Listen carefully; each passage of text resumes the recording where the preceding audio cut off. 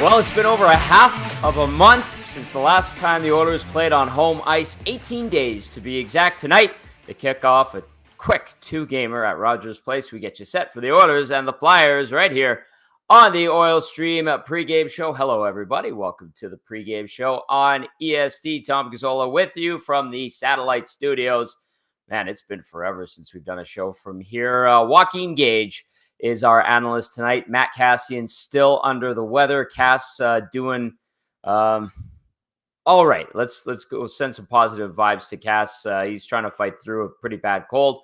So Gage are stepping up as the boys tend to do. Him and Belzy doing a great job stepping up for Cass as Cass continues to mend. And then YouTube Trev holding things down back at ESTHQ. As always, get in on the conversation, 780-218-9999.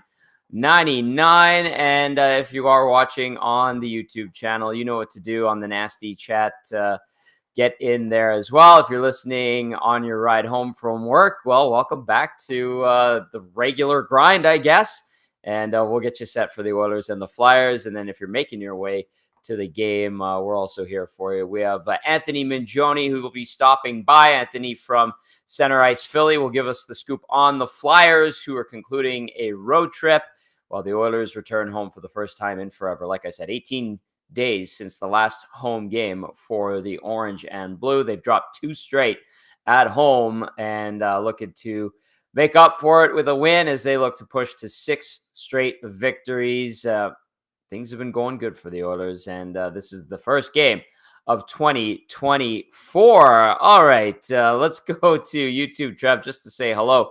Trev, what's going on, pal? You doing all right? Yeah, it's weird not having you here, not going to lie, but it's good, Tommy. The vibes are great. I can't wait to watch some good old-fashioned hockey tonight, and yeah, I'm pretty pumped for the game.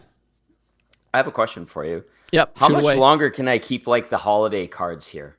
Should I be taking them down? Gosh, I'm the worst kind of guy to ask. I'd have that up for probably a year, so I think it's okay for at least another month, probably. No, too long. No? Okay. I'm thinking like tonight is the night. After today, those things have to go. Either store them, recycle them. Anyway, so a lot has happened in the studio, the satellite studio here. I painted everything. There's going to be a TV on the wall. There's going to be a Jason Strudwick reverse retro Islanders jersey going up shortly. Nice. It's changed quite a bit, man. It's been an interesting few weeks here at home base, but everything's up and running. The microphone, this new mic has been much better for the last, 3-4 weeks. And yeah, we're good to go from the satellite studios. We're working on it, baby. We said, Dusty put it out there, like, what would you want from us in the new year at EST? And a lot of people said afternoon show. I'm with you on that. We're working on it. Mic consistency, that's something that I've been very keen on, and hopefully this mic has helped in that regard. Yeah. Has it? I think so. Yeah, those comments that I seen with the audio, those ones, I took them personally. So I will make sure to do a better job at that. It's tricky because from my end, they always look pretty consistent. But apparently, some people, it's not the case. So I'm working on it every day. But yeah, right now I'm getting good levels. Good levels, Tommy. Good. Well, good. I mean, I can adjust them. We're here to please. We're here to please as we get you set for tonight's tilt down at Rogers Place. I already see a couple of nasty chats coming in. Max Brand says, Tommy, you're literally on every show. They bust your balls for being late, but you're almost always working. Much respect. Thank you, Max. It's an inside recurring joke, the whole being late thing, and I actually embrace it. It means they like you when they make fun of you. And yes, we're down a few bodies right now. Lieutenant Eric's under the weather. Dusty just got back from Davos, and Matty Cassian is also a little bit banged up, but we do have a new practicum student starting, so that should help on the production side as we help get him up and running. And Big Daddy Davos should be back right away, and hopefully Eric's feeling better. I know tomorrow he's a no-go, so Trav, just an update, you, me, and Gager again tomorrow on the morning show. I had a lot of fun with it this morning, and I expect the same for tomorrow morning.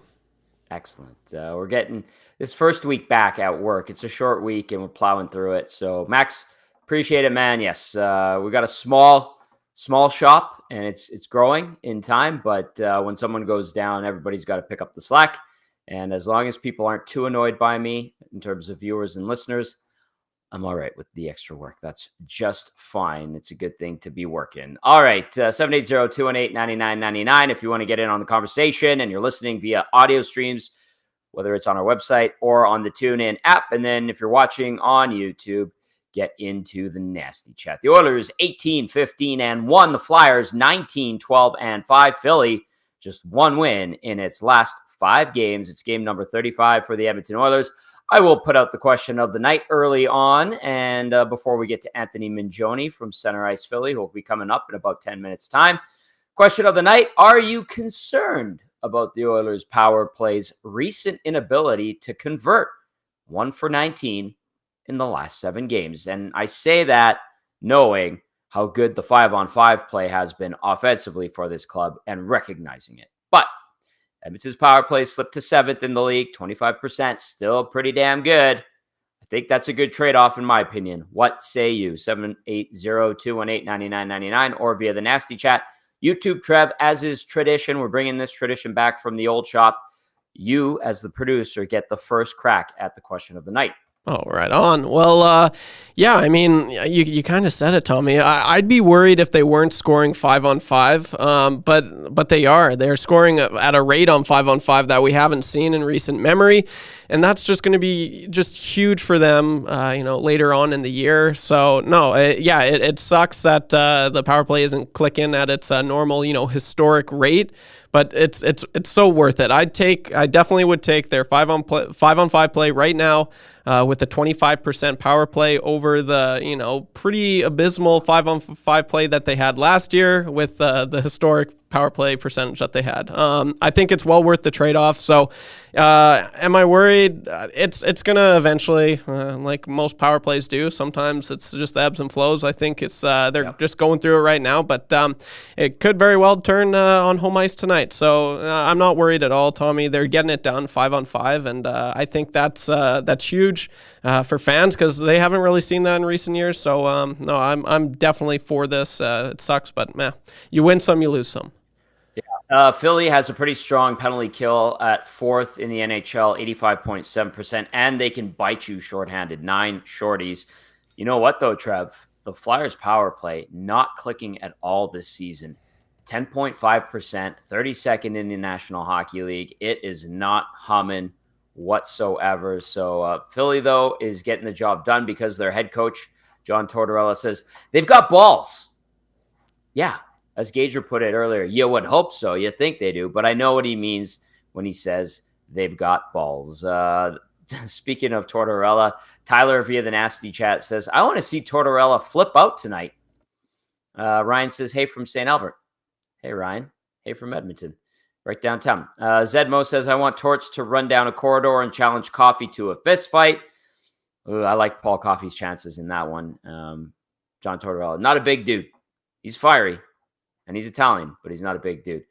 And I see VR Montenegro has entered the chat. And then X-Ray J says they need to switch it up. The teams are too ready for that cross-ice banger to Leon in the corner. And X-Ray J, you are correct. However, he has made that count 5-on-5 lately. You saw that great play by Darnell Nurse the other day. There was a nice goal set up off of face-off that McDavid got it over to Draisaitl. But yeah, a lot of teams are prepping for that cross-ice pass. But like Sean Bell mentioned the other day on the post-game show, once you make that pass, the seam pass on the power play, or any time across Royal Road, which is the middle of the ice, the percentage of the shot going in, goes up by about 30%. So that's Bellsy's stat. I'll call it the Royal Road stat. And that's why teams are adamant on getting pucks across the middle like that on power plays. And then if you could do it 5-on-5, all the power to you. Certainly. All right, let's get into starting lineups for these teams tonight. For the Oilers, don't expect any changes. McDavid between Nugent Hopkins and Zach Hyman. That line has been lights out. Draisaitl, McLeod, and Fogle. This line combining for 8 points the other night. Very, very strong night, especially with Warren Fogle getting the 5-point night. It has been clicking. McLeod on the wing. That has been nice. A nice revelation, if you will. How long that lasts, we shall see. Ride it out. Let it go. Let's see what it can do, as this team has been on a nice stretch of late. And then you got Ryan between Kane and Janmark. Evander Kane coming back to action the other night. It sounded like he was dealing with a groin issue. And then on the fourth line, Hamblin between Ernie and Connor Brown. Will Connor Brown ever score as a member of the Oilers? Well, he was around it the other day in Anaheim, wasn't able to convert. On defense for the Oilers, Nurse with CC, Ekholm with Bouchard, Kulak with Desharnais out, Dylan Holloway, lower body as he continues to work his way back into getting into playing shape and ready to go health-wise. Obviously, lower body issue for him. He's been out for quite some time. Sam Gagner has been nicked up longer than we anticipated, or at least according to what Chris Knobloch said after he took that high stick to the face in San Jose.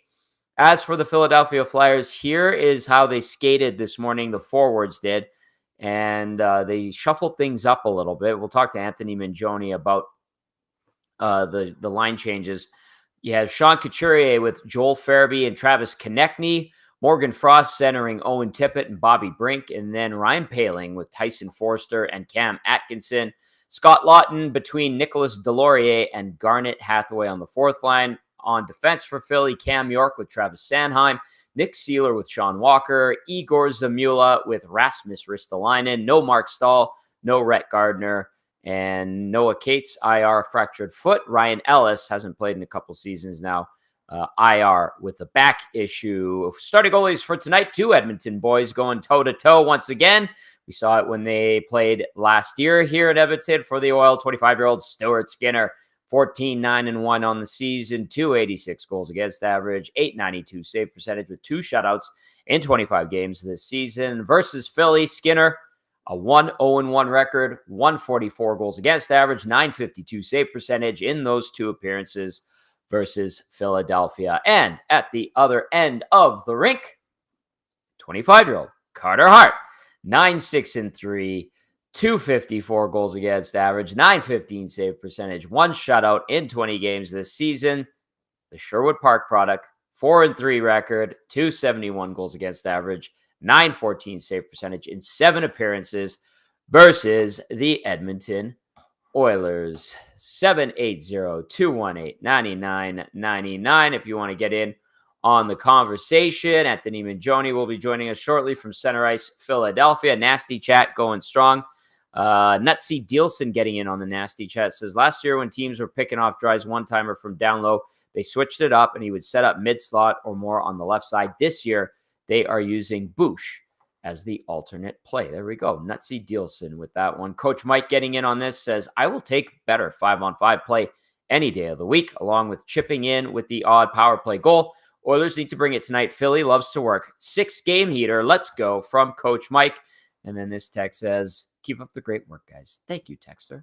Appreciate that very, very much. 780-218-9999 or via the nasty chat question of the night. Are you concerned about the Oilers' power play's recent inability to convert? It has gone 1 for 19 in the last 7 games. Keep in mind, the 5-on-5 play and goal production has been solid of late. YouTube, Trev, are we almost close with Anthony? What's the situation? Yeah, Anthony is good to go. Anthony's ready to rock. All right, from Center Ice, Philly, it is Anthony Mingioni joining us once again. Happy New Year, Anthony. Thanks for hopping on tonight. Good season thus far for the Flyers. A bit of a rough stretch lately with the 1 win in the last 5. In your opinion, what has led to the recent games not going Philly's way? I think we're just getting to the point now where it's just when you. I don't think there's certainly any effort lacking in these games. It's just the way things have kind of gone for the Flyers of late is they look like at times their style of play. And we talked about this before. Is that it's a very sort of high intensity, high forecheck. And I think it's sometimes hard to kind of keep up that pace throughout the full stretch of the season. Being said, they've still been very competitive in the games that they've played of late.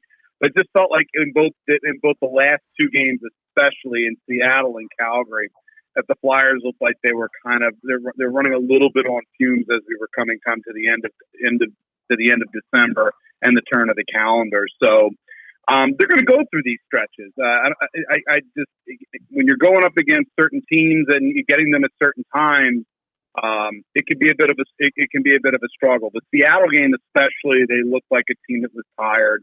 And then obviously New Year's Eve in Calgary. Good. I thought it was I thought it was as good a fight. I think they wanted to try to prove in that game in Seattle that they still had energy to play. It's just a tough spot for them in this circumstance. So, and again, the West Coast trip always seems to be for them right around this time of the year when they have to play these games, and it tends to be a stretch of the season where you may feel a little. Traditionally, we've seen a bit of a lull going into the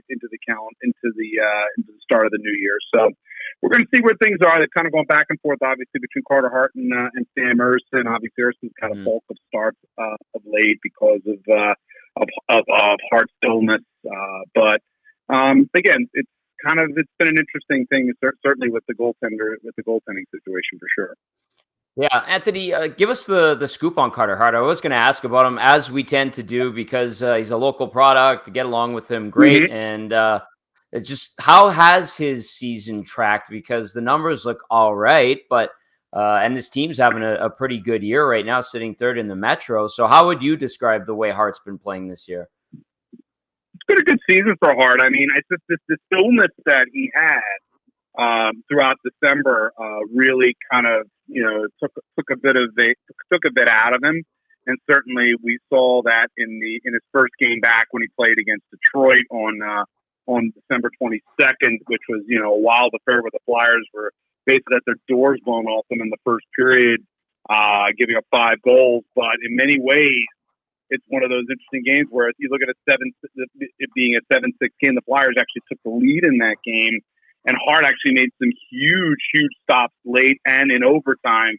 He just couldn't kind of pull things off. They was 1 goal too many, obviously, in the shootout.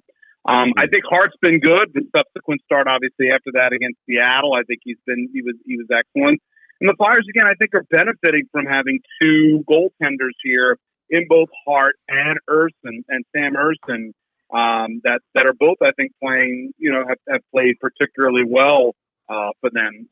And again, these are the things, obviously, that I think if the Flyers are going to have a chance of being a postseason contender, as the schedule really starts to heat up as we go into January and February and March, that if their performances continue to help bolster, then I think it also kind of helps the team with their confidence too. I think if they know they've got strong goaltending behind them, they're able to play that style that John Tortorella wants them to play, and that goes a long way. We know how important goaltending is, and having 2 goaltenders playing well for you certainly is particularly important. Yeah, tandem league now. We're seeing it all over. Not too many of the bona fide number 1 starters that we're used to, 10 years ago, even 15, 20, back into the 90s. But hey, speaking of John Tortorella, his team has balls, I hear. That was a great comment. We appreciate that. Yeah. Has the club's success to this point caught a lot of people off guard? And why, outside of the fact that they have balls, has this Philly team been able to get off to such a solid start this year? I think Carter Hart probably put it best in a recent interview where he stated pretty much, when you start hearing from people that they want you to tank, and he can't even go and get a haircut without someone mentioning like, oh, you should be, your team shouldn't be playing at this level. That you should be, and again, everything has been about all the commentary from management. Everything was that this is supposed to be a year where you were with the Flyers are in a rebuild, right? But I think the team took that to heart. That they didn't want to be kind of considered to be an afterthought. And I think you also kind of get tired of getting of hearing that. And I think that was probably the biggest thing where they're rallying around this whole, if you want to call it an us against them, us against the world mentality, that's how they're I think that's what's fueling them in many ways throughout the season, especially with obviously the early part of December being they were on a tremendous run up until the Nashville game when things started to backslide a bit. So, but again, there's going to be ebbs and flows for this team. But I do think that this is a team with a lot. They feel like they want to prove a lot of people wrong, and in many ways, it kind of reflects the personality. They're a prickly team that reflects the personality of their prickly coach. So I think it's probably the best way to describe. And I think it's one of the reasons why. And Tortorella said this a lot of times that he likes this team. He really does like this team because I think he sees he sees them kind of. I think he sees them in his own image. Right. And he knows they're imperfect. They're not, they're going to the only way they're going to be able to compete is with high energy. So that's kind of where they're at. But I do get the impression, at least for right now, Tom, that, with the long road trip, because, obviously, we always call this the West Coast trip. It's also known as the Disney on Ice trip because obviously Disney on Ice is in Philadelphia during this stretch. When you get 5 road games like that, you're on your 5th road game going into. I think there's certainly a team that's probably looking forward. Obviously coming back to Philadelphia on Thursday to begin a 4-game homestand. Totally. Anthony Mingione joining us now, Center Ice Philly. Speaking of that prickly coach, John Tortorella, it looks like he's shuffling up his lines. I saw Jackie Spiegel had a comment there when she put out the lines from Morning Skate that he switched things up. Couturier between Farabee and Konechny, Frost with Tippett and Brink, Paling with Forster and Atkinson, Lawton with Delorier and Hathaway. And, Anthony, as an outsider looking at the Flyers and the names that are on each line, I'm like, oh, that seems like there's one really good, solid player. Obviously, the top line's the top line, but on lines 3 and 4, I'm like, there's a couple of good players on there. So to me, it says balance. But how do you look at this line juggling? I think I think of it in one of 2 ways. One is you look at obviously where the where the Flyers are. They've lost, as you stated. They're you're kind of sputtering a little bit, and you do need to sometimes shake things up. But I also think they're probably looking at things they know full well that the Oilers are a hot team right now, and again this is going to be a skill versus skill game. I like the fact that they moved Joel Farabee up in the lineup. Farabee has at times been, I don't want to say in John Tortorella's doghouse per se, but he has been lower in the lineup. He has at times been in the bottom 6. But seeing him up on the top line, I think that's they want to continuously sort of not be a predictable team, right. and that kind of works to their advantage as well. In that they have they've got some good wing depth. They've been fortunate, I think, this year with health as well. That's something that's stung them a lot in the past. So I think Tortorella probably has the ability here to kind of switch things around a little bit because he can. And again, if you can at least make the Oilers sort of have to think about how to match up in that circumstance, I think that's primarily what's being done. But again, when you lose 4 or 5, even though you squeeze points in Detroit. And you squeeze points and losses in Detroit and Seattle and have a win, and you're kind of staying afloat. You do want to shake. I do think shaking things up is probably a good tact for them. Anthony, I'm just looking at some of the texts that are coming in right now. We have a texter named Dr. Gonzo says that Torts listens to Enya. I was trying to hold my laugh there a little bit, but I don't think he's the Enya type, if you ask me. We just don't know. But Tom, here's the thing: you just don't know. I mean, right? I think there's many layers. I think there's many layers to John Tortorella that might surprise people. So I don't know. Listen, I still remember the time when I had a conversation with Keith Primo, and he's always years ago. And he told me, he pretty much listens to classical music on the way into the arena just to kind of get his mind in a certain spot before a game to calm everything and kind of focus everything. So I always say, we don't always want to make assumptions about players or coaches, but when you have as strong a personality as certainly as John Tortorella does, I can see why you would think he probably wouldn't be an Enya listener. Well, he loves dogs, and I can appreciate that. I know that. Anthony Vincioni with us now from Center Ice Philly. All right, Anthony, what are you expecting between the Oilers and a road-weary Flyers team looking to close out the season series here? I think the Flyers I think they will play up to the competition tonight in Edmonton. But I think with a long trip, and again, I have to sometimes look at it and say, Carter Hart's getting an opportunity to play. Obviously back home, I would expect a strong performance out of Hart in net, a very focused Hart. But again, this has been a long trip, I think, for Philadelphia. This might be one of those, fairly high scoring affairs. We know, obviously, I know Connor McDavid has very good numbers at home against, playing against the Flyers with points in his games. I think it's like 17-9 games or something along those lines that he's played against Philadelphia. So I'm going to probably say I'm going to go with the Oilers, but I think the Flyers will be able to potentially squeeze a point out of this game. I'm going to say 4-3 Edmonton. All right. Well, we'll see if that happens. I'll bring on the goals, Anthony. And we know that the Flyers did beat the Oilers back on October 19th, 4-1 back in Philly. Anthony, always a pleasure, man. Thank you for the time. Enjoy the game. Be well, and hopefully chat soon. Sounds good, Tom. Thanks for having me on. Anthony Vincioni out of Philadelphia with Center Ice Philly joining us and giving us the scoop on those Philadelphia Flyers that have balls, according to their coach, John Tortorella. Dr. Gonzo, I had to hold the laugh in when I saw that Enya text. Well played, sir. Well played. Trev, do you know who Enya is? I had to look up who they were, but I've heard a few of their songs. The first Not song, who they or the girl, yeah, who is, who is, yeah. I seen that. No, I like the one song, but that's so true. I could totally see that might be Tort's kind of music. Honestly, he might be. Hey, no, sipping on an espresso with a couple of dogs on his lap and a good book, listening to Enya in the background. And then he gets to the rink and he turns to an absolute animal. Yeah, just a total change in gears. Yeah. That's so good.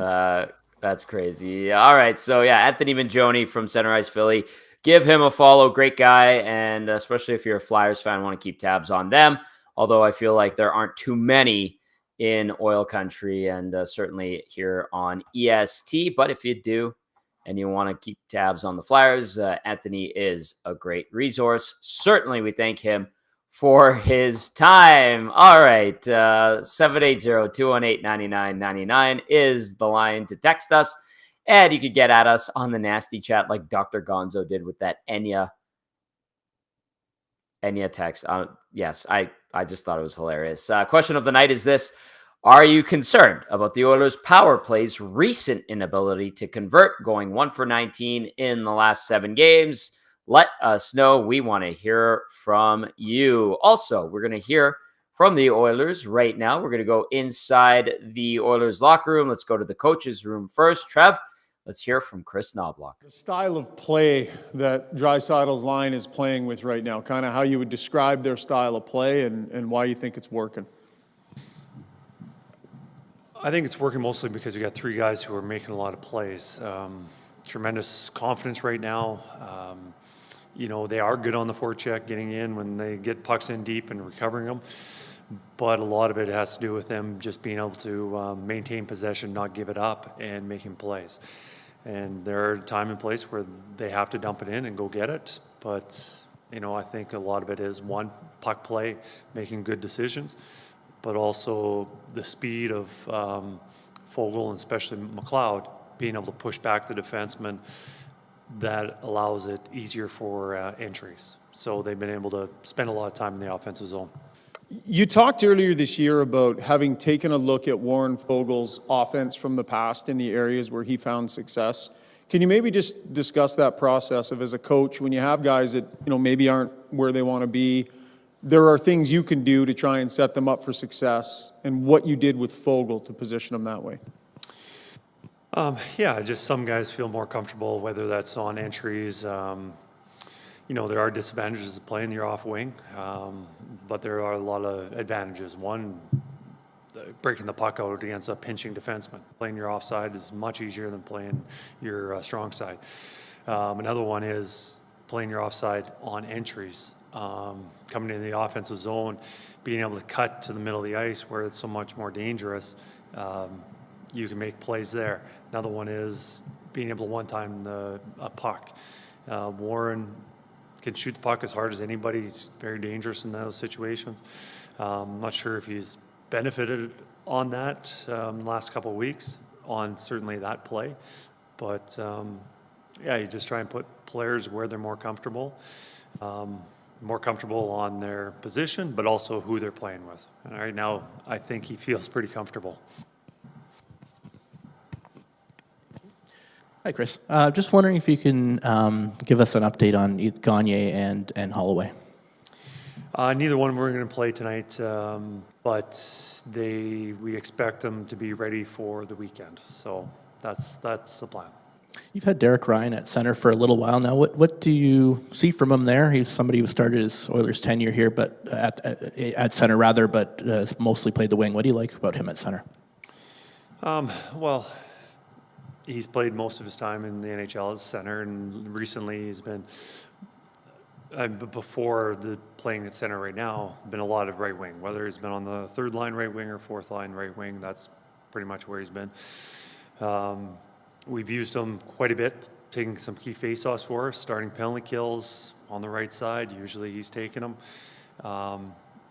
But here's a guy that plays anywhere between 10, 12 minutes, extremely hard minutes every night, a lot of key faceoffs, D-zone situations, and just somebody who's really smart. Obviously, he knows how to play the game. A player that any coach appreciates because he does the little things right and doesn't cheat on offense. So there's a lot of things I like about him. Just on Ryan McLeod, the move to the wing, obviously the offense is coming. Playing with Draisaitl is a big part of that, I'm sure. But, are there some issues that you saw in his game that have been remedied by maybe a more simple game as a winger? The offensive production has shown with him up on the left side. But overall, his game, I've been very happy with him, whether he's been playing left wing or center. He's been driving possession. He's been spending more time in the offensive zone than in the D zone.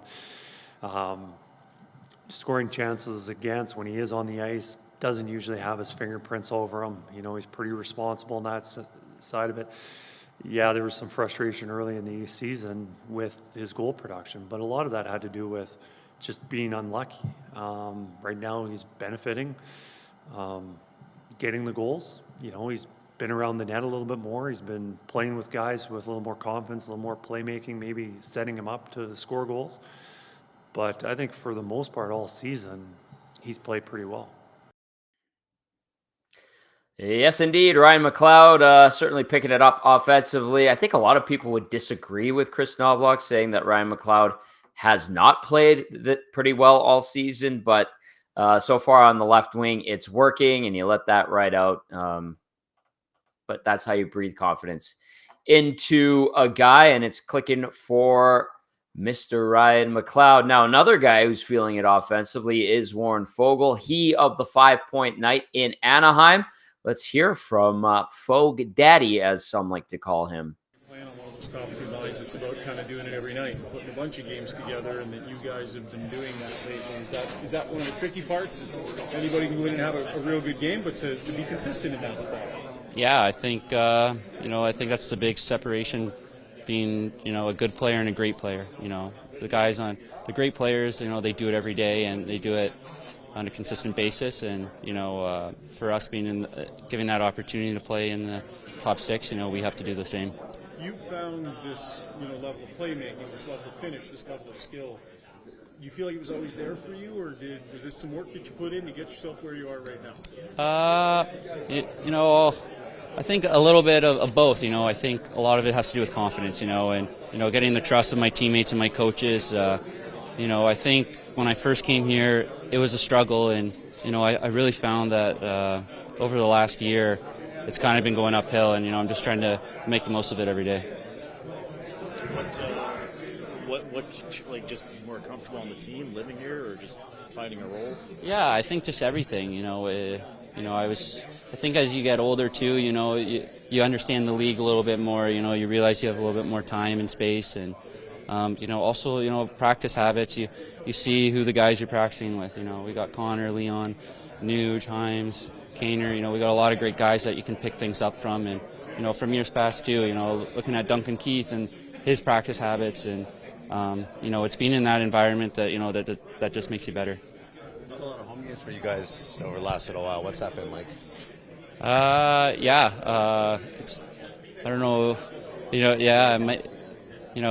For us, it's just trying to play the same way each and every day, and try to win our segment, and nothing great to start the new year doing it here at home. What kind of message did you get after the 5-point game? Busier than usual?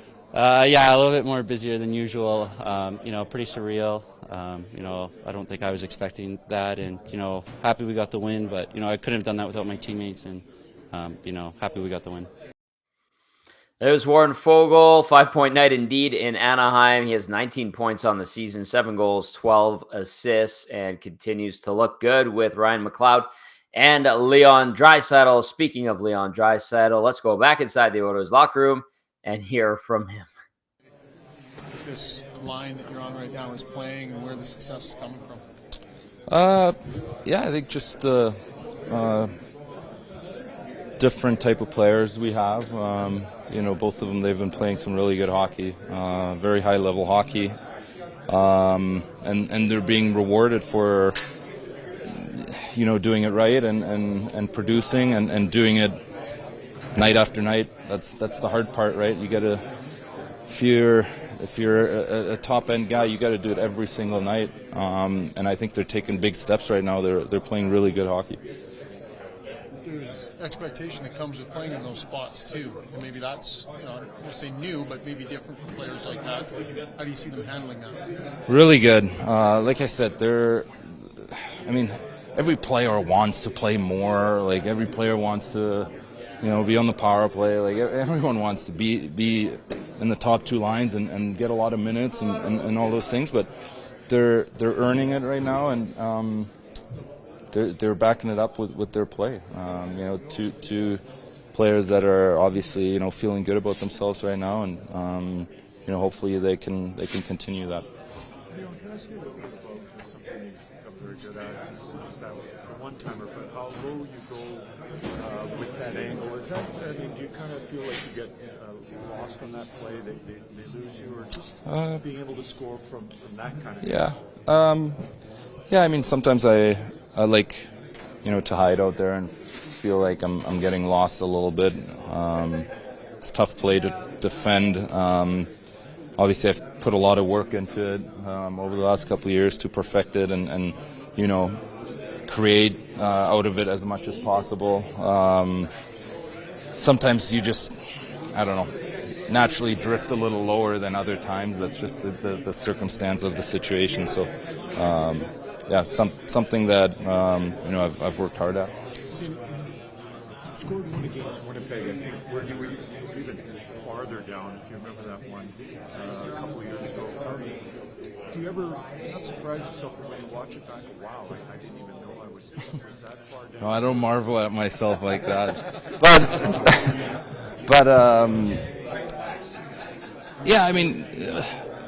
Sometimes the angle seems, unlikely maybe, but that's why I work at it and practice a lot, right? I know I'm capable of hitting those spots, and a lot of work that goes into it, and sometimes it's just a matter of getting it in those situations and getting it into those spots where I'm the least I do is give myself a chance, right? So Connor seems to be one up in you because he's scoring from below the goal line now. Like he's sort of... Yeah, good for him.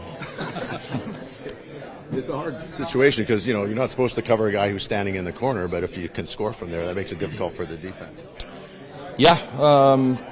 Also, like, you need guys to find you there, right? I could stand out there for days and days and never get a puck, then I'm not much in the play. So really nice pass by Nursey, and the guys obviously they know that you know, I like to hide out there every once in a while, and you know, they do a fantastic job of putting me in spots where I can you know, pull the trigger from there. With Vogel and McLeod, they aren't the start of the season. You don't peg those guys as being second line forwards. It's just a sort of an instance of a guy getting an opportunity, and there's a lot of players like that if they get that shot, sometimes they can make the most. For sure, but they've played well all year. For the most part, early on it was hard for all of us. Of course, no one played with confidence, but after that, you know, they've been playing well, and they've been deserving to get more minutes and get some more offensive time. And you know, right now we're playing really good hockey, all three of us together, and we're obviously looking to continue that and you know, create more and more chemistry and create more and more confidence in each other, and yeah, hopefully we can do that.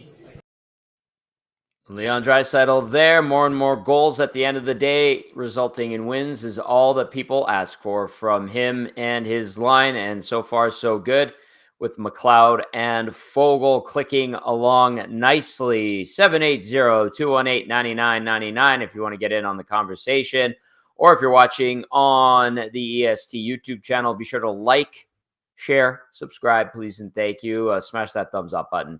We appreciate it. I threw out the question of the night earlier as we were about to welcome in Joaquin Gage for Game Changers. I'll throw it out there one more time. Are you concerned about the Oilers' power play's recent inability to convert, going 1 for 19 in the last 7 games?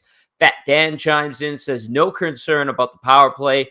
Players this talented will figure it out, and I take the deadly 5-on-5 play over a slightly better power play anyway. Side note, my prediction of 5-1 on the road trip was money, although they thought they'd lose it in one of the easy games. Brown didn't score a goal, but he had 2 points. I'll take that. Great hustle with the depleted crew, boys.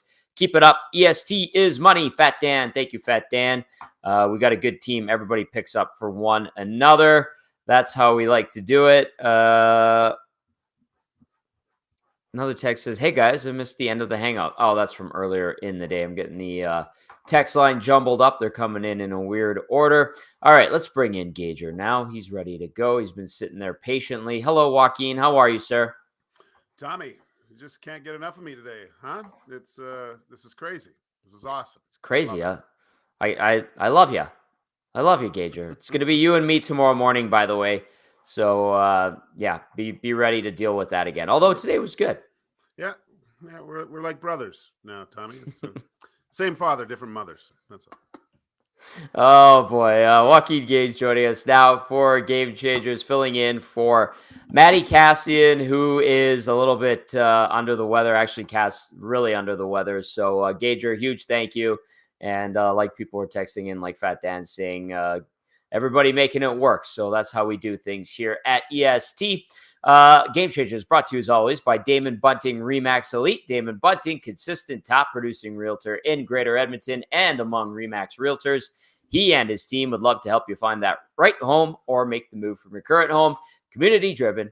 Damon understands what it takes to make a difference in our city. Check him out, DamonBunting.com, or visit his Instagram at Damon Bunting Real Estate. As we go into, you know what, Gager, before we dive into the bullet points, what's your take on the question of the night that asks, are you concerned about the Oilers' power play's recent inability to convert, going 1 for 19 in the last 7 games? Let's start there. No, I'm not. The eye test of their power play, they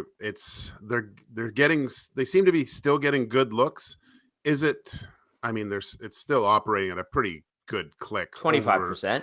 Overall the season, right? Would you like it to be closer to, maybe that 28, 29 area for sure? But like I said, I really think that became a crutch later on in the season for the Edmonton Oilers. They were just so automatic. And once that went away from them, they didn't have other tools in the toolbox that they could use to score goals. Their 5-on-5 play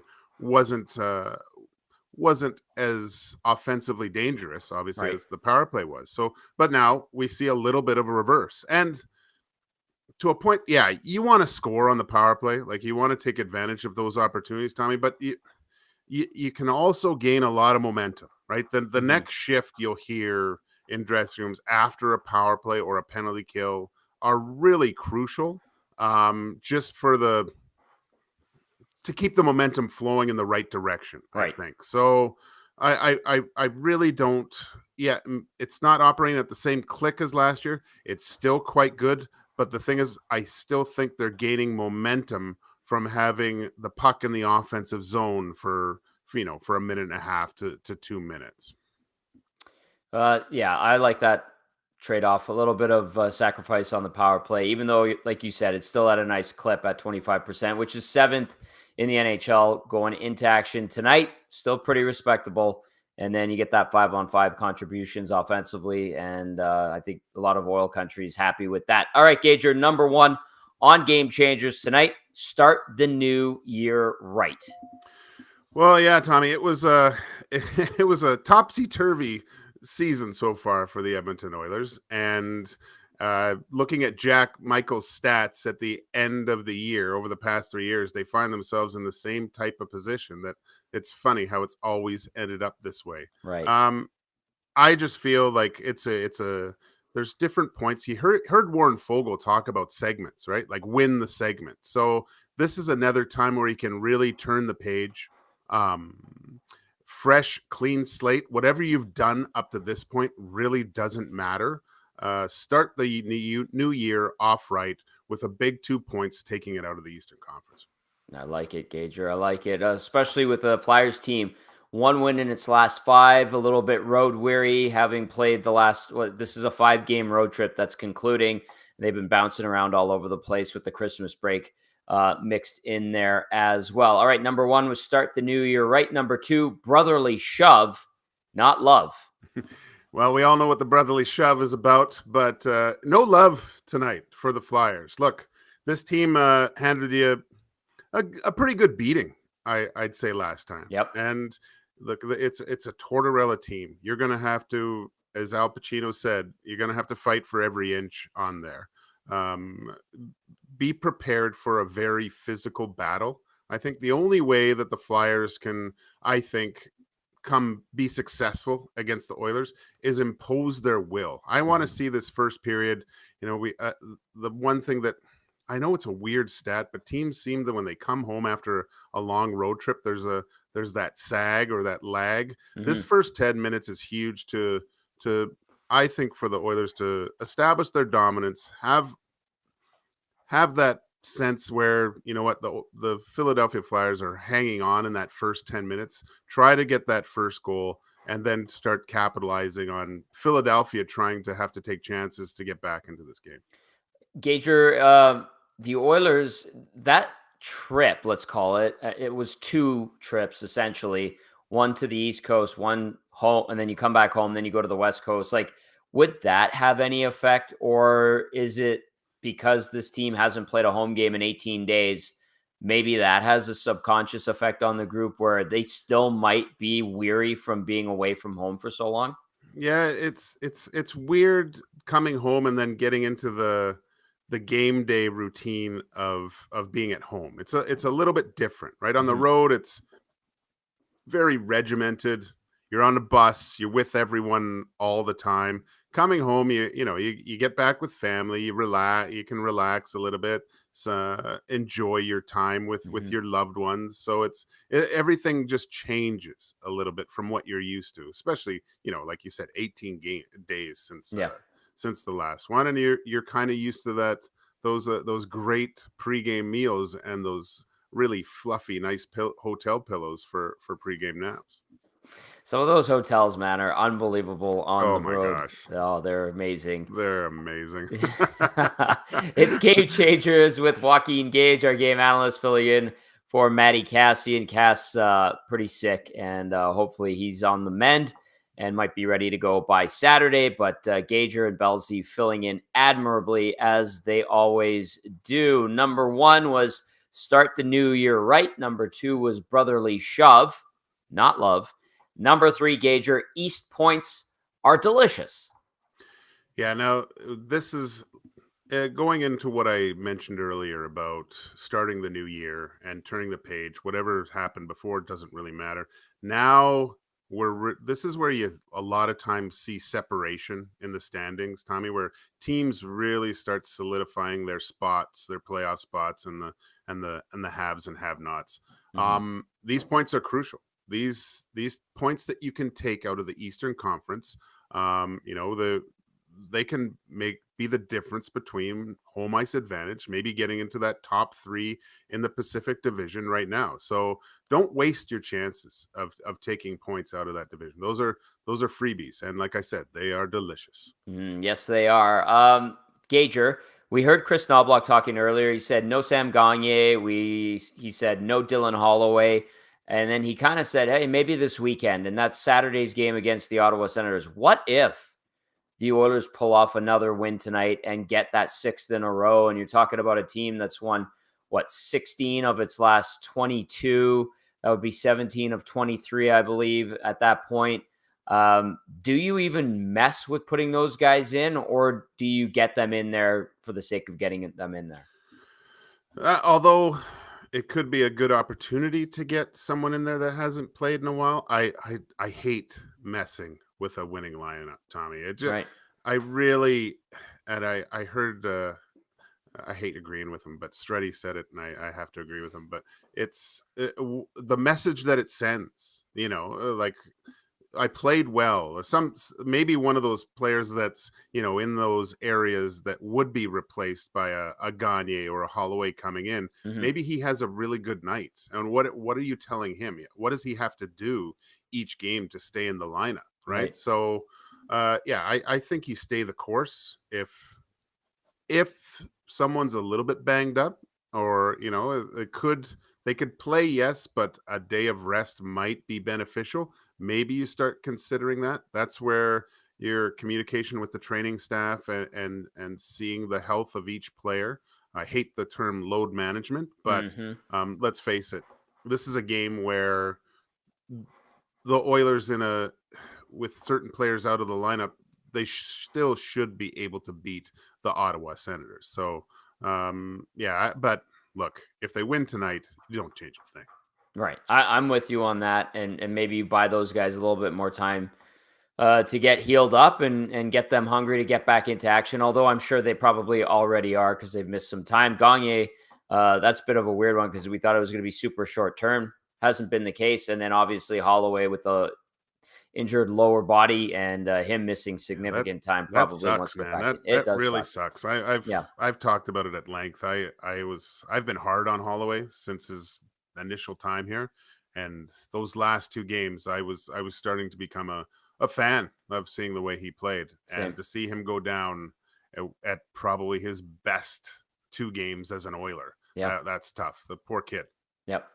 Joaquin Gage joining us now for Game Changers right here on the Oil Stream pregame show. Tom Gazzola, YouTube, Trev with you as well. If you want to chime in, 780-218-9999, or if you're watching on YouTube, just get into the Nasty Chat. On the Nasty Chat, I did see someone, I can't remember who it was, but said, hey, the Oilers should have the book on Carter Hart because Dustin Schwartz works with Carter Hart and has since he was a teenager, basically. What do you say to that, Gager? And then also, what do you make of this goaltending matchup between an Edmonton area product in Hart and an Edmonton kid in Stuart Skinner? And you talked about it on the morning show earlier on the Nielsen show saying, hey, I think Stuart Skinner doesn't want to go down 0-2 to Carter Hart in this battle of Edmonton kids. God, no, man. When you're the workouts in the summer are painful enough losing to your buddy that you're working with, right? You're the competition level, it goes 365. So yeah, I look at Stuart Skinner going, I can't let this guy beat me because I don't want to go into a summer with Dustin Schwartz having Carter Hart in my ear saying, hey, how was those? Thanks for the 4 points or whatever. Yeah. Thanks for that. We're that really, I really appreciate you helping me win those 2 games. So no, I love the battle. I love the fact that they're both from Edmonton. I think it's great. They're 2. I mean, look, Tommy, I think we were talking about it a little bit, or was it with Maddie? Maybe it was Maddie, but these 2 possibly could be on the best on best with Team Canada, you got to consider these two. Right. This is kind of the future of where Canadian goalies are at. So I'm looking to have a good matchup. Carter Hart I thought was phenomenal in that first game in Philadelphia. He although the Oilers didn't play well, I think he was still a big part of the reason why the Oilers couldn't get anything going that game. And I'm just fascinated of the matchup with the goalie coach of the Oilers working with both of them. Let's see what if Dustin Schwartz really favors one or the other and see how they play. Oh, is it like a parent? I love you equally, but then like secretly they have a favorite. Is that what it is? Well, I think maybe whoever wins, maybe Dustin Schwartz charges a little bit more to Carter Hart. I don't know, whatever it is. Right. And we'll recall too that it was Jack Campbell in net back on October 19th in Philly when the Oilers lost 4-1. Carter Hart did get that win, and Skinner's record versus the Philadelphia Flyers over the course of his career, he's only faced them twice. He's got a 1-0-1 record, 144 GAA, 952 save percentage, while Hart is 4-3 with a 271 goals against average, 914 save percentage in 7 games versus Edmonton over the course of his career. Gager, high scoring game tonight or no? No, I think it's pretty locked down. I would say if I don't know what the over is, I would say I'd set it at like 5.5, and I'd go the under. All right. Well, maybe we have a defensive battle. Road weary team in Philadelphia, and then a team in the Oilers that hasn't been on home ice in 18 days. Gager, fantastic work as always, my friend. Great game changers, and I'll catch up with you on the post-game show. Can't wait. You liar. That is Joaquin Gage. Fantastic stuff from him as always. And that was Game Changers, brought to you by Damon Bunting Remax Elite. Check them out, damonbunting.com, or Damon Bunting's Instagram page at Damon Bunting Real Estate. And if you're looking to get into a new home or trying to sell the one you're in right now, he can certainly help you out. All right, 780-218-9999. Let's get to some texts. I want to read a few of them here. This one from Spruce Grove Corey. Hello, Spruce Grove Corey says, living in the best time. Homemade Thai chicken bites, a classic 6 o'clocker lager, and had some Tommy Gazzola on the pregame. Yes, Spruce Grove Corey, thanks for that confidence boost. This one says, doing my best as an EST influencer in LA by making Tommy's head as big as possible. Caught my gym neighbor glancing over. I think we've converted a fan. Great show. Thanks for keeping me entertained while I die on the stairs. Go Oil, CJ in LA. All right, CJ in LA even sent a picture. Nicely done. That gym looks great too. Nicely done. I like that, CJ in LA. Brandon from Windsor says, hey, boys, let's go. Oilers, keep on rolling. Donnie M says, hey, TG. Sidebar, 16-year-old from England may win the biggest championship in professional darts. Luke the Nuke Littler is in the finals. It is unbelievable. The kid has nerves of steel with big crowds in the arena. That's from Donnie M. Yeah, definitely a sidebar. Are you big darts and billiards guy, YouTube, Trev? I was actually just going to bring that up. I watched him clinch it, or I think he did. Yeah, it looked pretty cool. The atmosphere. I love, honestly, like, to just, if you're ever bored, in an afternoon, watch some darts. Like, the people get into it. It's really crazy. I thoroughly enjoy it. Actually, it's pretty cool. So yeah, 16 years old. That's insane.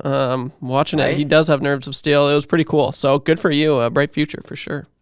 That's cool. That is neat. I like those stories. Yeah. What about you, Tommy? Are you in? No. I when snooker would be on TV, I'd be like, what is this? Or darts, I don't mind because I feel like they're all drinking beers and smoking cigarettes. Yeah, that's exactly what it is.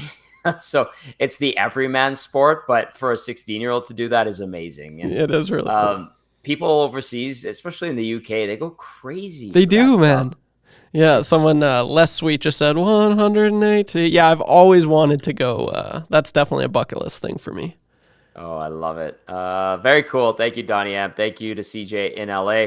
Rocking the EST YouTube channel at the gym in La La Land. All right. This is one of 13 games on the schedule around the National Hockey League tonight. So a busy one after yesterday was just the one game, the Winter Classic. If you caught it, I thought it was good. I enjoyed it. I thought that Seattle T-Mobile Park looked great. The Kraken were by far the better team, and the Golden Knights just didn't seem to have anything offensively. Even when they pushed in the second period and a bit in the third, it just wasn't there. And then when they did get shots, Joey Decord was up to the challenge every single time. But kudos to Seattle getting its first outdoor game and doing a great job in the Winter Classic. By the way, we've had the Heritage Classic, we've had the Winter Classic, we have 2 Stadium Series games happening at MetLife Stadium. Those are coming up pretty soon here. It's Philly and New Jersey, and then the Islanders and the Rangers. So those will be packed, big money makers for the league, and I'm sure they will have national audiences on television like the NHL likes to do. Also on the broadcast yesterday, you had Gary Bettman join the panel with Bissonnette, Gretzky, Liam McEwen, and I think it was Anson Carter on there as well. And he hinted that a best on best will be announced soon. So World Cup, and it'll be nice to see McDavid play with Crosby. I'm just going to say that. And like Gager was talking about, who knows who starts in net for Canada? Could Stuart Skinner be one of the guys? Could Carter Hart be one of the guys? What were you going to say, YouTube, Trev? Yeah, sorry. I just want to say, like, thank God, Tommy. Honestly, it's really a shame, with everything, a little bit of politics, a little bit of, obviously COVID. It's really unfortunate, but man, like I cannot wait. International hockey, it's just so fun to talk about. I thoroughly enjoyed it. 2010, I was at the Olympics in Vancouver. Had a lot of fun there. Got to see Team Canada play against Slovakia. So it was so cool. And yeah, man, we have not seen. It's like, you see Gretzky and Lemieux, all the history, right? We haven't seen Connor McDavid and Sidney Crosby, and he's been in the league almost 10 years. It's so ridiculous. And not only that, like I'd love to see like McDavid and McKinnon on a line. You got Makar, and that's just Team Canada right now. Like you look at the States, they're so good. So when he said that, I was so happy. Here's hoping that's I can't wait. Here's hoping that soon. It's about damn time. And hopefully they get this Olympic stuff sorted out as well. They better start building that arena for the Olympics in 2026. Italians, although good builders, sometimes stubborn and lazy. Yeah, it is. It is kind of crazy that every day you see a new article. It's like, they still haven't made an arena yet. So, right? Yeah, time will tell. Right? Smitty the Welder says, that kid, the 16-year-old, is unreal. 16 in front of all those people. Adds he's the youngest to be in the final, and 24 is the youngest to win the World Championship. VR Montenegro says, my favorite dart player is J-Rock. I also wanted to get to this one by Reaper. Says, I heard no Heritage Classic this year. Does that mean it'll still be this season, but not for another calendar year, or no Classic this season? Reaper, they usually skip seasons for the Heritage Classics. So like every second or third season is when they do them. So probably not in the 23-24 or 24-25 season is what I would assume. They'll always do a Winter Classic. It's become a staple. And then they always mix in Stadium Series games, again, just to get every team, as many teams involved as possible, huge money generator, all that stuff. And then, 2 years from now, that's when they'll probably do another Heritage Classic, I would assume, because who's due for one, and like Montreal, but they don't have a facility. The Big O is falling apart. Vancouver had one in 2014. Edmonton just had the 20th anniversary game, and that was a great night, I have to say. The NHL, the Oilers, the Elks, everybody involved at Commonwealth, that was absolutely tremendous. Weather was fantastic. Calgary had one, but that stadium sucks. Where else? Ottawa had one in the Centennial game, celebrating 100 years of the National Hockey League. And Toronto has had one. Toronto's been involved in a couple of outdoor games. So I don't know. They might take some time before they set up the next one. Obviously, they had the one in Regina. I thought that was really neat. Winnipeg had one in 2016. So we'll see. Yeah, but they'll probably take a year or two, Reaper, before they go back to a Heritage Classic. Fish Tank says the ESPN hockey broadcast destroys the Sportsnet one. I've heard the TNT one gets a lot of love. I enjoy the TNT one. That's for sure. ESPN's is all right. I don't mind it. Lots of friends working on all those broadcasts. So totally subjective. Totally subjective. And because I think maybe because we watch so much Sportsnet, we get so used to it and maybe grow tired of it. But they have a hell of a group doing it on Sportsnet as well. All right, let's take a look at those out-of-town scores as I rambled about outdoor games, and we got into that, which is fun. And 16-year-old championship dart players, hella respect there. But right now in the National Hockey League, Boston leads Columbus 2-1 in Columbus late in the second. The Rangers down 3-1 to the Hurricanes at MSG, also late in the second period. After one in Pittsburgh, Washington leads the Penguins 4-1. Dallas down 2-1 to Montreal late in the first period. Calgary has the lead over Minnesota in Mini. That one about to end the first period, Will. In Nashville, with 5 minutes remaining in the first, Chicago trails the Preds. Tampa leads Winnipeg 1-0 in the Peg late in the first period.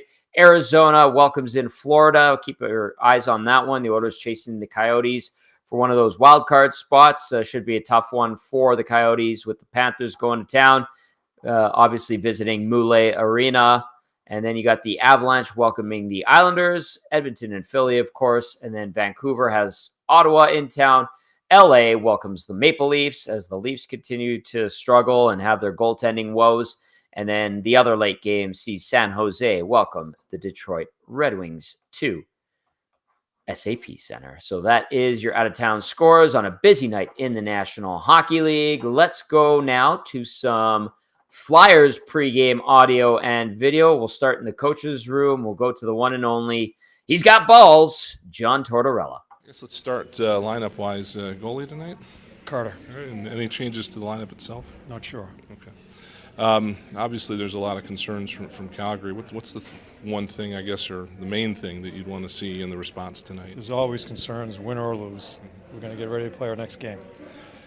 There was a couple of times in that game where it looked like guys were maybe trying too hard offensively, an extra pass, something like that. Is it just a matter of simplifying right now with the offense? Just got to keep on playing. What did you learn from John Muckler? Well, that's a question out of one of the biggest. One of the biggest things I learned from Muck, which I thought he was just unbelievable at how you handle your top players. Muck let us handle. We did a lot of the X's and O's and this, that, the other, the tape work. Muck managed the bench and how he handled the people, especially the top players. Did you take obviously something from that? You treat them differently than the other players? Is that? Well, I'm not going to go into. There's so many different things. It depends on situations with top players, but I thought he was. I was fortunate to work with him and watch how he operated. I thought he was one of the best bench coaches I've been around, and that incorporates your top players. I'll put it to you that way. The X's and O's, he was great on that. Oh, he was great on that, but he gave that to us. Did he? Okay. Yeah, he gave that to us, and he was managing at the time too, and God rest his soul. I was very fortunate to work with him. You guys beat the Oilers pretty soundly when you first met, but that was a long time ago. Don't even remember the game. Yeah, there you go. When you look at the tape of this Edmonton team and Nope. your team now, what's the difference? Nope, I don't even look at the tape of Edmonton. I look at the tape of Brian's question. We have enough things to worry about with our team, and not too much information gets to our team about Edmonton. We have information. I mean, I have coaches that look at it, but our whole focus is our game. John, 1,500 games, that's something you look. Oh, don't go there. I'm not answering any more questions. 1,500. No, thank you. Following the 9-game winning point streak, now losers of 4 or 5. I mean, what's the response you're kind of hoping for from the team at this point? We're just going to play our next game and try to be the best we can be. Is there anything specific from the game against Calgary Nope. that you want to see different? Nope. What do you like most about coaching? You've done it for a while. Not this. I was going to ask. No. And not the practicing. You just like the games. I about coaching? Yes. Oh, the part of coaching is teaching. I mean, teaching when it's going well, teaching when it's going bad, figuring things out. as I told our guys the other day, I love being in the locker room. I can't stand this, especially when something's in my face like that. And everything about this, I know I have to do, but just being in the locker room, that's the most important part for me. Would you have been a teacher if you were not a Oh, I don't know what the hell I'd be if I wasn't like coaching. teaching, obviously, you like You're asking some off-the-wall questions, man. Yeah. So They've let's been around a long time. I'm trying yeah. to get some different stuff out of you. Yeah. Next. What have you seen? He's a local guy. He's come back before, but from Carter Hart, I mean, he's been in the spotlight. Carter's a long time, played right? very well. He's played very well. Our goaltending's been, him and Urs have played very well. And yeah, he keeps growing. The short time I've been with the organization, I've just watched him grow. He is so much more consistent for me than when I first started with the team. All right, there's John Tortorella. He actually said something about his team and Carter Hart. That's nice, answering Reed's question. And then great little bit there on John Muckler, a former Oilers bench boss, led the team to a Stanley Cup, was also a part of the team as an assistant coach in Stanley Cup victories. So it was nice to hear a heartfelt answer about John Muckler. And then the rest of the stuff, absolutely useless, as per usual, from the guy who is just, let's call him a personality, but incredibly annoying to listen to. That is John Tortorella, head coach of the Philadelphia Flyers, says he doesn't even remember that 4-1 win over the Oilers back on October 19th. Doesn't watch tape, he says, and he has some information, but doesn't pass it along. So classic Tortorella being whatever the hell that was. Oh boy. A couple of texts coming in. Reaper says, Torts seems like he's closer to that line that becomes insanity than most of us. Dr. Gonzo says, Torts give a crap meter is both cranked higher than high and lower than low. Scotteroni says, Torts so good at dodging cues. And I think another one said, oh, where was it? It was in the inbox from Displaced Yukon. It says, Torts is still a great interview unless you are the one asking the questions. Like, it's not hard. I know he's been in the league for 30 years, but you don't have to be a jerk. And there was no Larry Brooks to drive him up the wall here. Like, that's just being a jerk for the sake of being a jerk. So anyway, take what you want out of that. We had to play it to give you a little bit of entertainment. All right, let's go back inside the Flyers locker room. This time we are going to hear from Travis Konechny. So what do you think the main key is here for the response tonight coming off of Calgary? Just get back to the way we've been playing, in the past this year. I think it's key to make sure that we're tracking back, getting above, and getting back to the things that had us so successful early on. And it didn't have anything to do with skill or anything like that. It was just outplaying teams by skating and working hard. I guess it kind of leads to my next question. It's like the way you guys have been playing this year. How much of that is mental? I mean, it seems like it's just something you have to concentrate on and get done. Yeah, I mean, it takes a lot of concentration, but it's also one of those things, like, we're a little off right now, but once we start, changing how we're going about it, it's like a confidence thing. Once you feel like when you're skating up on guys and the gaps are difficult and you feel like you can turn over pucks, you mentally just start feeling confident about every shift you get on the ice that you're going to be able to create something or turn pucks over or whatever it is. What's the right way to play when you're out there, whether it's against David or Draisaitl? Those guys, they're rolling right now too. So how aware are you, and what's the right way to do it? Same way we play against any other team, to be honest with you. Obviously, you got to be aware when they're out there, but we're always asked about, like, other teams and what we do for video, and we actually don't do anything. So, we'll be aware of guys that are on the ice, but you still got to play them the same way. Yeah, Torch was saying that same thing earlier today. Like, there isn't this big deep dive. There's not a ton of analysis of them. And no, because is that different? No, it's different, but we're all aware of what those guys can do on the other side.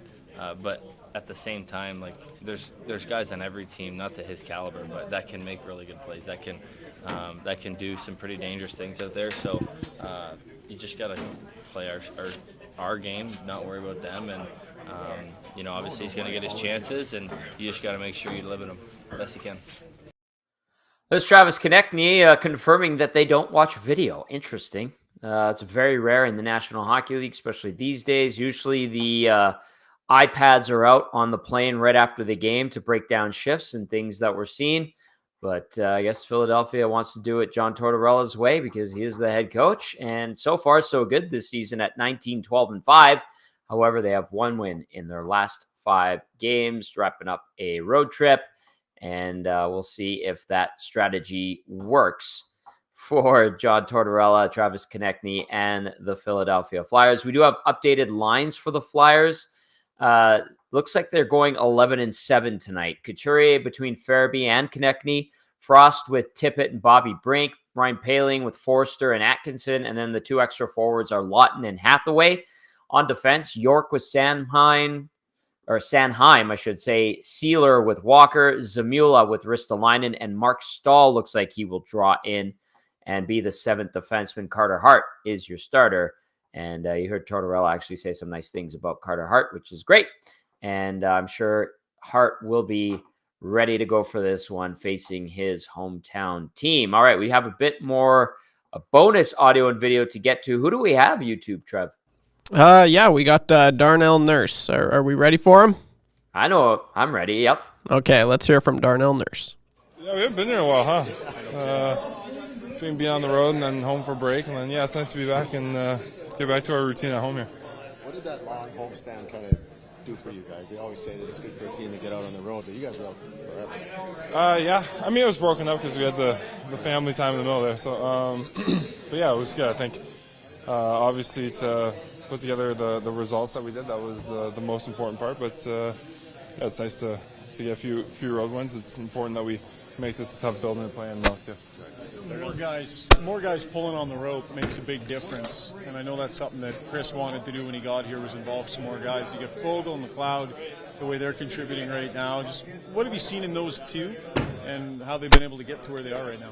Yeah, I mean, obviously the work ethic, the skill, very smart players as well, and then you put Gerard on that line, one of the best players in the world. It's for 2 guys that know how to work and get to the right spots on the ice, and then to have someone like Gerard to drive the line too. So it's been fun to play with, and I think for them, they just worked and got their opportunity, and they make the most of the opportunity right now. So it'll be fun to see where they can take it from here.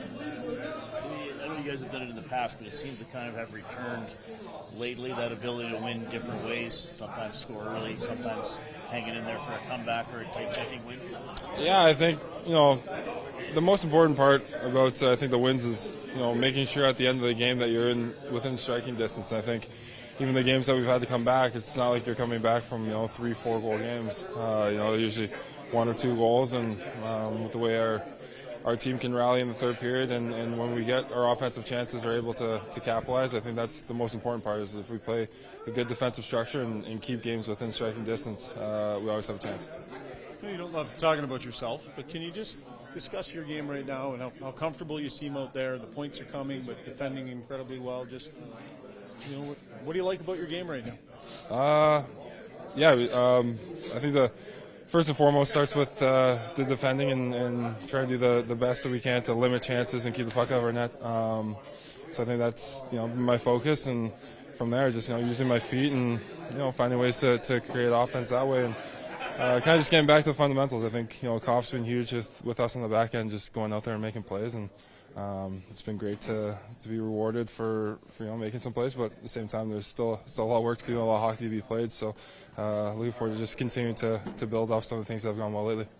The Team Canada alum, did you see the game this morning, and do you have words for those guys? I got in from the parking my car and saw that. I mean, that's heartbreak there at the end, right? You see it on all their faces, and a lot of those young men are going to be great players in the NHL and have long careers, and I'm sure they'll sting for a long time. So, you just get back on the horse, and I'm sure some of them will have another opportunity to go do it again. So.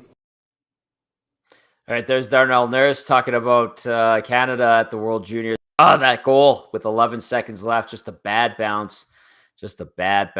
Falling to Czechia 3-2, bounced from the World Juniors. They'll regroup. They'll be ready to go for next year, but that is a heartbreaker for sure after battling back from being down 2-0. Good on Czechia. A little bit of redemption for losing to Canada in the final last year. And then Nurse talking about his own game. He's been well. Less complaints about Darnell Nurse over the last few weeks. Certainly, and in the last 3 games, 4 points with a +5 rating, playing as usual 22 to 25 minutes a night. All right, let's wrap things up with a few texts. And if you want to get one in late, 780-218-9999, and then via the nasty chat as well. This text comes in, it says, Tom, can you explain the different outdoor games? All could be called outdoor games to me. Bronx the Boilermaker. Bronx Stadium Series is just like the generic ones the league likes to throw out to teams to give them an outdoor game. You know, the big crowd, the money, the league splits the money with the team. These are big revenue generators. HRR, which is important. So, of course, the players who split the HRR with the league don't mind when the NHL holds a bunch of outdoor games, especially when you have, 55,000 people here in Edmonton playing. I think the minimum was $180 for the corner seats up in the top deck at Commonwealth. And then you had, I think they had 30 or 47,000 yesterday at T-Mobile Park in Seattle. Can't imagine that those were cheap tickets either. And then you're going to have, I think it's upwards of like 85,000 at MetLife Stadium. That is a big, big park. And you get 2 games there. So when you're bringing in the big bucks and making these spectacles and events a big deal, and you get the people showing up, buying the merchandise, all that stuff. They're all outdoor games. They all have their different label, and the league markets them very, very well. They are very successful. Maybe we have grown weary of them in general, but I could tell you the vibe around here was great for that Heritage Classic. And yesterday's game was the 39th outdoor NHL game in league history in the regular season. So the Heritage Classic is the Canadian element, or the Canadian side of it. It happens every couple of years. And then the Winter Classic is the January 1st staple. And that's become a big thing. So that is the differences between the outdoor games. And then the Centennial celebration in Ottawa, when they had an outdoor game, that was like a one-off because that was the league's 100th anniversary, and Ottawa was in the league 100 years ago. So that was the difference there. And then they had the outdoor games at Lake Tahoe, which was pretty cool, but that was during COVID.